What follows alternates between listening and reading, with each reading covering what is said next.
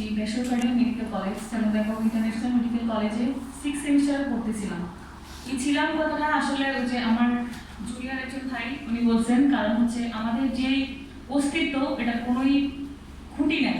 At least হচ্ছে আমাদের যেটা খুঁটি ওটাই আমাদের নাই। আমরা এখন কোথায় পড়তেছি, কোন সেমিস্টারে পড়তেছি ওটা আমরা নির্দিষ্ট করে বলতে পারতেছি না, কারণ আমাদের কোনো অস্তিত্ব নাই। আপনারা ইতিমধ্যে জানেন যে ভিসা জটিলতার যে বিষয়টা আজকে প্রায় 1 বছর ধরে হচ্ছে। আমাদের যে এই স্টাডি গ্যাপ, যে পড়াশোনার যে একটা গ্যাপ তৈরি হয়ে গেছে আজকে 1 বছর, তার মানে হচ্ছে আমরা 2টা সেমিস্টার পিছিয়ে গেলাম। আপনারা আমার দিক থেকে বা হচ্ছে আমাদের স্টুডেন্টের দিক থেকে একবার চিন্তা করেন, আজকে 1টা বছর যখন আমরা পিছিয়ে যাই অ্যাজ এ মেডিকেল স্টুডেন্ট হিসেবে বা ফিনান্সিয়ালি বা মানসিকভাবে আমাদের কতটা ক্ষতিগ্রস্ত হচ্ছে। দেন আমরা যাদের কাছে যাচ্ছি আমাদের কোনো প্রতিনিধি নাই, আমাদের পররাষ্ট্র মন্ত্রণালয়ে বিভিন্ন অ্যাম্বাসেডর বিভিন্ন কাছে আমরা ঘোরাঘুরি করতেছি, কিন্তু কেউ আমাদের ওই বিষয়টা আমলে নিচ্ছে না। কেন নিচ্ছে না? আমরা বাংলাদেশি। অন্যান্য আমরা যখন আমাদের কলেজ কর্তৃপক্ষের কাছে বা ভার্সিটি কর্তৃপক্ষের কাছে আমরা কোনো অভিযোগ করি, ওনারা বলে আপনাদের দেশের সমস্যা, বাংলাদেশিদের ভিসা হচ্ছে না, ওটা আপনাদের সমস্যা। তো ওই সমস্যার সমাধান করবে কি?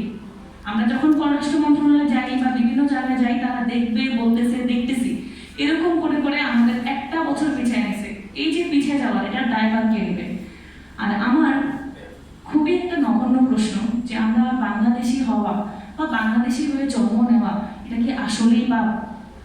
আমরা আজ থেকে আমরা 1টা বছর প্রত্যেকটা কাউন্সিলর, প্রত্যেকটা প্রতিনিধি, প্রত্যেকটা পররাষ্ট্র মন্ত্রণালয়ের কাছে দাঁড়িয়ে দাঁড়িয়ে ঘুরেছি, অসহায়ত্বের হাত নিয়ে আমরা ঘুরেছি। আমরা চেষ্টা করেছি আমাদের যে ন্যায্য দাবি, আমরা এমনও বলেছি দেখেন আমাদের ব্যাপারটা হয়ে গেছে, আমরা মাইগ্রেশন নিয়ে বাংলাদেশেও করতে পারবো না, কারণ আমাদের সংবিধানে নাই। আমরা অন্য দেশে যাইতে পারবো না, কারণ আমাদের একাডেমি নিতেছে না। যেই দেশে আমরা পড়াশোনা করতেছি, অর্ধেক স্বপ্ন আমরা পূরণ করছি, ওই দেশেও আমরা ফিরতে পারতেছি না। তাহলে কি আমাদেরকে এমনভাবে এই যে জীবিত থেকে একটা মৃত, এই যে একটা ব্যাপার এটা চলে আসে। আমি পার্সোনালি নিজে কয়েকবার সুইসাইড অ্যাটেম্প নিয়েছি যে না আমার জীবনে কিছুই নেই। দেখেন আজকে আমরা 1টা বছর ধরে পিছাইতেছি। ওই পিছানোটাও যেমন তেমন আমরা বর্তমানে যে যাবো ওইটারও কোনো স্পষ্ট ধরনের কোনো ঘোষণা নেই যে আমরা যাইতে পারবো কিনা বা যাবো কিনা বা কবে আমাদের সেই ক্যাম্পাসে ফিরে যাবো।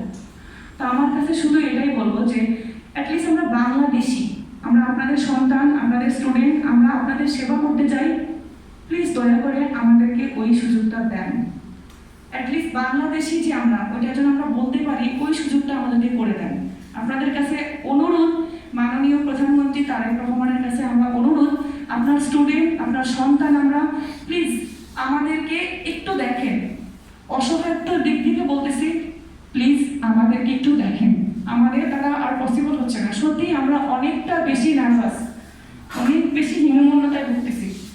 আমাদের পক্ষ থেকে আমাদের যে ন্যায্য দাবি, এগুলো একটু দয়া করে আপনারা কূটনৈতিকভাবে হলেও আমাদেরকে সাহায্য সহযোগিতা করেন।